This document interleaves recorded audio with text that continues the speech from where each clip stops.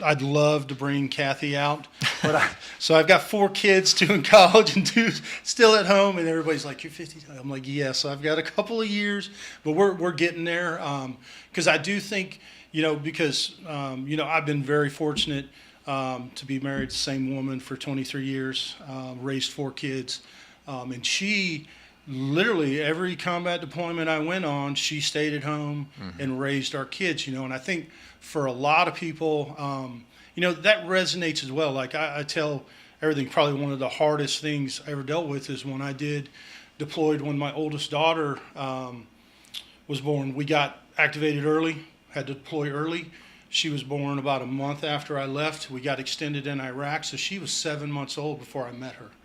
And when you look at the sacrifice that they make, they're, I think, some of like I don't talk to my wife. I tried to leave everything overseas, and I came home and I tried to be Chris and Dad, and do all of that, and I did very well with that for many years until I had a training death fatality, and that brought back years of combat deployments that have just been left in country, and I was like, how do I deal with this? And then I look at the strength that she had for all of those years to raise our good, well-balanced kids. A lot of that was her, and then as we got older, they got into their teenage years, it became, more prevalent because at that point I was retiring. So I got lucky in that point. My first 2 years after retiring, I had more time with my kids than I probably did in 10 years, which was phenomenal. I'll never give it back. And I think I retired at the right time, for them, because I was there, I was present, I wasn't deploying all the time, or, because honestly, for many of us, like, it's not the deployments that beat you up, it's the work up to get to the deployment. Yeah. And you're gone just as much, because especially for us with specialized skills, you can't do those in your backyard. No. So you're flying off for a month to do this. You're flying off for 2 weeks to do this. I got to go get here and get recertified. And then you get to deploy. I always looked at deployment, honestly, as kind of a break. Yeah. Because Deployment was easy. It was easy because at that point you build your plan all day, you execute all night, and you just go to sleep. Yep, go to sleep. And it's a cycle. But you knew what to expect every day. And then you come home, when you get out of those deploying years, and you're like, okay, what's my structure now? What's my left and right, boundaries? For me, I was very fortunate enough to be put in positions where I could still contribute and look 2025 back then, and 10, 15 years down, so I could mentally challenge myself to stay in the game. But I think, that's something that a lot of people struggle with when they come out and they're like, what do I do now? But I will tell you that, when you look at the spouses in the core, the nucleus of the family, like, they're critical to everything that we do. Like, they got a bad day, I have a bad day. Yeah. You know what I mean? Yeah. It's one of those things that I think, the more involvement we can get across the board, the more we're going to win. Yeah. And at the end of the day, it's, I look at everything that we do as every individual veteran, first responder, that we touch, if we can get them at a point where they're willing to raise their hand and they're starting to notice that they're having issues, that we can prevent them from getting to the spiral. Yep. Because too many times, and I've had my own teammates over the years, I get a phone call and they're like, so-and-so took his own life last night. And, you think back and you're like, and it's not that sometimes we don't call. It's not that they don't pick up the phone. It's either prescribed drugs to mitigate whatever issues they're having. They get frustrated, or they have an incident, they turn to alcohol, which does not mix well with any of that, and they make a split-second decision in the middle of the night that nobody's going to prevent, that changes everybody's life forever. Yep. How do we mitigate that? And my goal is I look at everybody that I make contact with, that if I get them to a point where they raise their hand, as soon as they notice, hey, I'm not doing okay, I need a little bit of help, it gives us another barrier to prevent that. Yep. Yeah. And I mean, that's that at the end of the day, and it was like you were talking about earlier. I remember that letter and some of those conversations, and, like I said earlier, sometimes it starts with a simple conversation. Yep. How are you doing? Yep. Come on out and see what we got to offer. And then they get there and they're like, wow. And I want to see, across the board. And I think, the partnership that we're looking at, and I don't look at this year, next year, long term, we do this as long as we can, Yep. because Agreed. there's never going to be a shortage of veterans that need help. And Yep. I think the good quality opportunities are far and in between. Yeah. Well, it's going back to that letter. I was obviously moved the fact that he did not make that decision, while he was there. I'm very grateful for that. But then also it was kind of that call to action moment as an organization of like, okay, he didn't make that decision. So now what? And that's what really kind of spawned like, okay, they didn't make that decision. So they're choosing to live. How do we help them live? Yeah. And I think Invicta does a really great job of that, to not only say, hey, these things that you didn't even understand why they were issues, now you have a little bit of that understanding. We're giving you tools to go kind of help with that.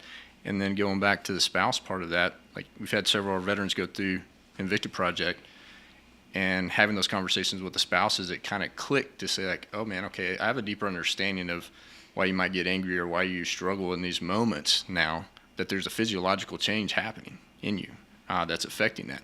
So now it's very tangible, and like you have a goal now together as a team, right? And there's tools that you can use for that. And it doesn't seem so abstract or it's just like emotional, disconnection. Yeah. So like, no, his body is going through some changes. Let's work together as a team. I'm understanding now. I might have a little more grace or patience through this as we go along. Now get your act together and do your work, right? Yeah, we're not stubborn. But we're not stubborn. But it just empowers kind of that unit, I think, a lot more. And that's what really drew me to Invicta when we first learned about it too, is that it was kind of like us. There was a moment in time where it's going to make an impact, but it didn't stop with that. And that's why we're having a conversation today, Chris, and helping expand this program with you guys. Yeah, well, I appreciate your time today. Mike, anything else you want to talk about or cover on your guys' side? No, I think it's important, the fact that you guys are, bringing the family unit into the conversation. As you were talking about, 22 years married, 24 years? 23, yeah, almost 24. Think of the changes that, your spouse has witnessed over that time. Like, shit, they don't know what's, I was out training. Yeah. Where were you at? It's in El Centro. What were you doing up there training? Yeah. They have no idea, right? So bringing them in, having that understanding, and I think they are sometimes the best storytellers. I mean, that's kind of where I've gone to is, my wife's told me more times off than, I've figured it out myself what's wrong with me. And I just want to share this because I think it's kind of funny when we talk about the families, but I got a Marine Reconnaissance Foundation shirt, and I was wearing it at the gym the other day, and I haven't worn a black and gold in I don't know how many long, so I was kind of like a little nostalgic. Yeah. So I posted a picture, and my son sent my wife a text and said, hey, tell Michael Groman he's guarding his left shoulder to go get physical therapy. And I'm just like, how does he know my shoulder hurts, right? Like, I don't tell anybody. But I think that's that family unit that they see it a lot of times. So I'm extremely happy that Invicta involves the spouse. I know we love to involve the spouses, and I think it's important. Sometimes I think if we get to the spouses, they'll probably help push, their loved one into that program. So I just thought that was an interesting point I wanted to leave though. Yeah, it does. And we've actually, through our Ask Invicta, we've had spouses refer their husbands, and we've taken them into the program. Because they do, like, I laugh sometimes, like Kathy, she's like, what's wrong with you? And I'm like, I need to go get some help, because I do a very good job of hiding a lot of my mental issues, or I'm very aware, like, even as a grown man, I'll go through bouts of depression. But what I've learned to do is I change my routine for a couple of days or a week. And it might be as simple as like not getting up and going straight and getting coffee and doing the same thing I do every day. But I've learned to make minor changes throughout my day that get me out of that pattern. And it's pretty successful. Yeah. So it's learning those little ways to, one, identify that, like, okay, things aren't okay right now, and then figuring out ways to, mitigate them. We're all call and have a long conversation with a buddy just to have a conversation, and I think, with that aspect of it, even when I first decided to come through the Invicta Project, Kathy literally asked me, she's like, "There's nothing wrong with you." I was like, "I've got a few issues I need to go deal with." But in that light with her, like, I never really talked a whole lot, but I wrote a daily journal, like literally my entire career almost. For some reason or another, I'm not a big writer. I would just take notes, or I'd have my green monsters, and I'd come home from combat and I'd give it to her, and I was like, "You want to know what happened? Read it." She'd read 2 pages, it'd go back in the box, and she'd never touch it again. So for that, side of her, like drawing her in, for me, it's been easy. Even out of retirement, I've been tied to the services one way or another. I've never been separated in that aspect, where a lot of individuals are, and I think, the more we can build awareness and let them know that there are opportunities, you don't have to continue to struggle. And sometimes struggling, it could be simple, but it could drive you nuts because it gets so frustrating that you can't do whatever task that you should be doing. If I can mitigate that one thing, life's better for everybody. So I appreciate you guys coming out today. I look forward to having you guys back on in the future as we continue to grow this. Absolutely. My first podcast. I know, not bad. bad. Great, man. How it goes. But I do love talking about, one, supporting veterans, first responders, and anybody that puts their life on the line for our nation every day, whether they're active duty, reservist, veteran, because when you look at the population, there's so few of us that there's no reason why, there shouldn't be avenues for them to really get any help that they need. Yep. And we're just, as a team, we're, 2 venues to help support that. So I thank you guys.